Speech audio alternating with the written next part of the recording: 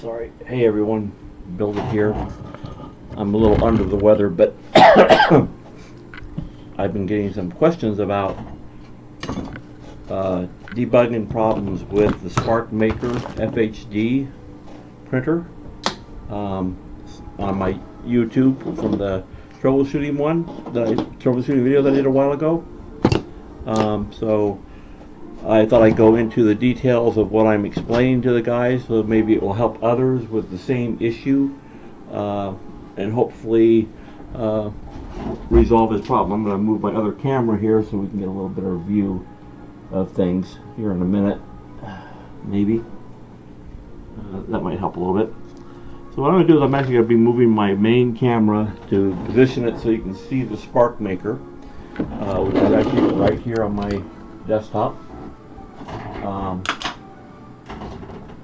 My area is always a mess. Sorry, that's just me. That's just the way I am. Even my office at work is the same way. I'm kind of messy, but I know where everything is, and that's the key issue. I could clean up everything, and then I won't know where things are, and that would be a problem too. So leaving things the way I have them a lot of times ends up being more convenient and easier to find what I'm looking for. Eventually this will all get cleaned up because I am moving everything into my garage from out of this area. The only thing I'll ever have in here is whatever I'm currently working on for videos. So I just put a couple of paper towels here because I'm going to remove my excuse me. I'm going to be removing the vat and the build plate.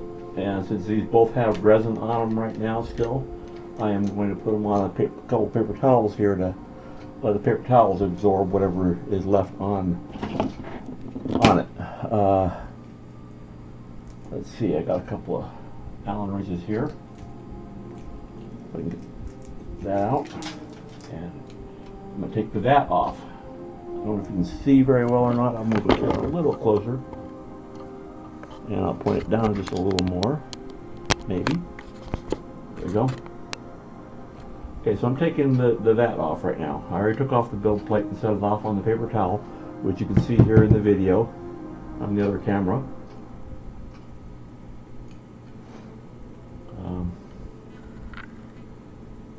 So I'll get the vat off here in a minute, and then I can go through what I told a viewer to do, and that way it's very visible of what I'm trying to do. Okay, so obviously I got a little bit of seepage around this thing. I need to clean that off, and I'm going to do that as well right now. So since I'm going to be touching now something that has a lot of resin on it, I am going to be putting on a pair of gloves because I don't want the resin all over me, all over my hands. I got to find my gloves here. There. So I use nitro gloves. You can buy these at here in the United States, Harbor Freight. Harbor Freight and Tools is where I bought these at. So I'll put these on to keep the stuff off of my hands. Especially since I'm sick right now. I have either a cold or the flu or something. I'm not sure exactly what, but you know, so I'm having to blow my nose and wipe my nose and do all this stuff all the time. I don't want to have resin all over my hands while I'm doing this. Okay, so I'm going to put a little bit of alcohol on one of these paper towels, and I'm going to wipe off that excess that's on my printer right now. So there is a bit of excess here. I'll move the camera in so you can see it. See the excess all along here and over here. So I'm going to, that's probably from when I was taking prints off, you know, where I'm taking the vat out and it drips and everything. That's probably what that's from. The vat doesn't seem to be leaking, so I think it's just stuff that dripped over time over multiple prints that I was doing while I'm trying to resolve a different issue. Trying to get a better quality print on a really fine, a very thin part, and I'm not having very much success with that. So I keep changing the settings, trying to get the part that's thin to come out. So what it is I'm printing the Star Destroyer from Star Wars. Let's put on this one. And you can see right here, here's the Star Destroyer. On the back, there's supposed to be the nozzles, or basically, the engines, the cones. These are so thin, they're fragile and they break every time I remove it from the print. So that's what I'm trying to work out, how to get those to come out without falling apart on me. So I have a plan for what I'm going to use those for. Anyway, okay, so I got this cleaned up now. You can see the display is right here. I'm going to move the camera in when I do this, so you'll be able to see exactly what I'm trying to do. So what I did was I removed both these things because the problem that he's having is the printer runs, but nothing ever happens. He never gets anything on the build plate. There's nothing stuck to the bottom of the vat, so he gets absolutely nothing as far as his print goes, which sounds to me like there's nothing happening with the display. So if there's nothing happening with the display, you aren't going to, obviously you're not going to get anything, right? That makes total sense. So in order to see the display, you need to remove the vat because it's got resin and stuff in it, and you aren't going to be able to see inside otherwise. So here we go. I'm going to turn it on. I already have a memory card in here with a model on it. I just turn the power switch on, wait for it to come up, and you see a quick flash screen, and it says slowly come back up and be green. Okay, so now it's ready to start printing. What I'm going to do is I'm going to lower the the arm that holds the build plate down. Otherwise it'll excuse me. Otherwise it'll take a while for it to get down there on its own when you tell it to start printing. It goes so slow. I don't know why it goes that slow. I'd make it go faster going down until it got to some point. Anyway,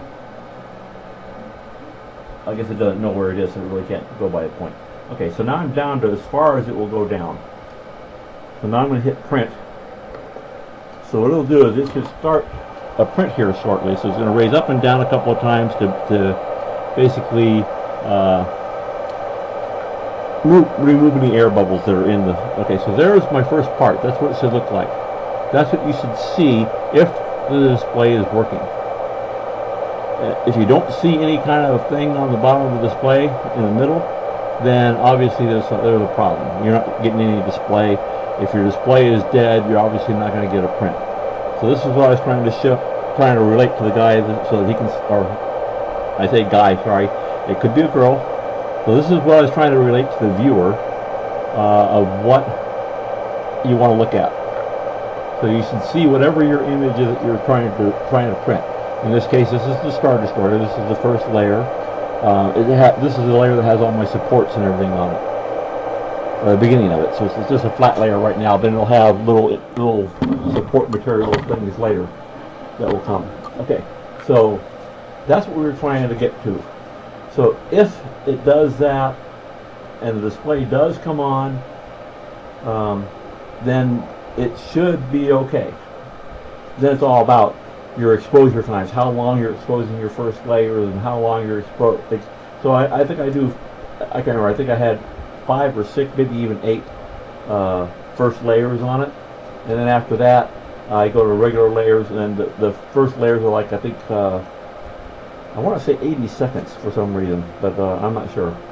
I'm using a different resin now than I used in the original video.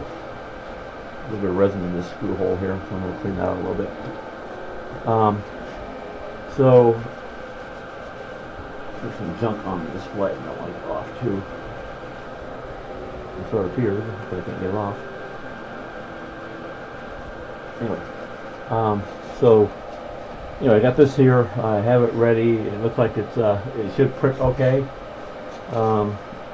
It's going up and down. It's changing the display. I don't know if I'll let you watch, and you can actually see it'll turn off the lights in a little bit, and it'll turn off the image, and then the arm will actually raise and lower again. Can I get both of them? Yeah, okay. I don't know if you can see the arm raise and lower or not when it does it. So it's just doing its thing right now, just like it's printing, but there's no build plate and no resin, so you can just see the image. And that's all we're trying to show, is that the image is displayed. And now it's turned off, and that's how it should work.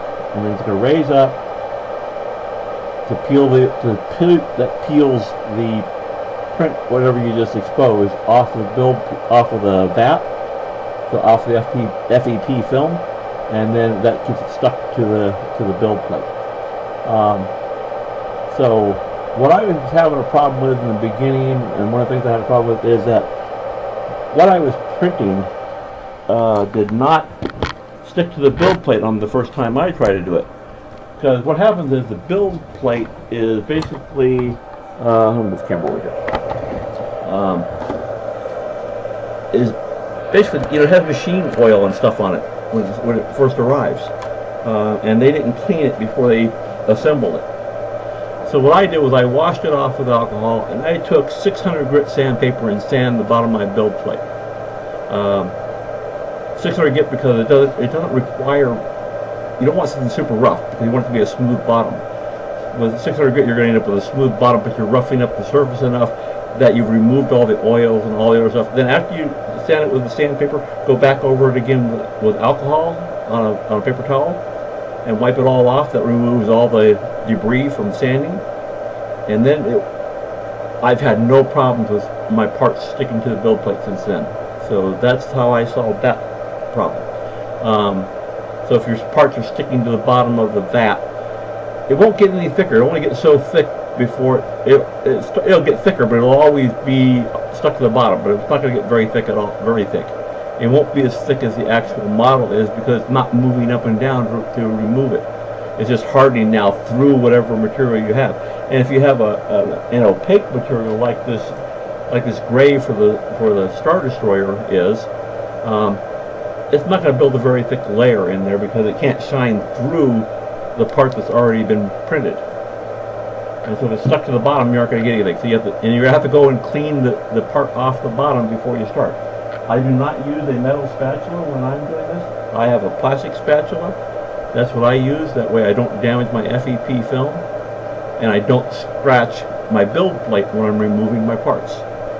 Do not use metal because you scratch that build plate and you'll end up with imperfections in whatever you're trying to print later.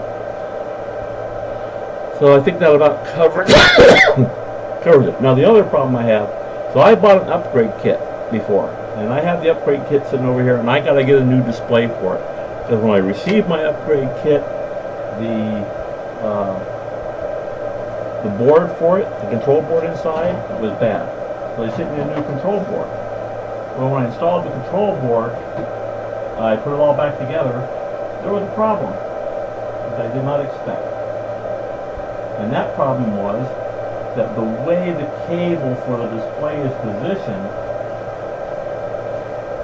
it can get pinched between the bottom of between the control board and the heat sinks for the LED. So I'll show you what I'm talking about. Here's my unit here, and you can see these heat sinks on the heat sink on the bottom of the LEDs. Okay, and then right here, and I'll move the camera because you can't see it very good. Right here is my display cable, and you can see it got cut because it got pinched between the heat sink right in here. Right in here on the heatsink, it got pinched between that and the control board, and it cut the cable. So now the display doesn't work on this. Everything else on it seems to be working okay, but that's not working. And so I'm kind of they don't have the displays in stock. It's not a warranty item that caused this. It's my fault, because I wasn't careful enough. I didn't know that we were going to get caught in there. So there's no instructions about that, but now I know. When they do have the display in stock, I'll order a new one to replace that. So that's where I'm at with that one. But this one here that I just showed you on the video, this is the one I actually did the troubleshooting on for my coworker. After I did it all, he printed a couple of prints and then decided he didn't want it. So I bought it from him. So and it's working, and I've had no problem so far.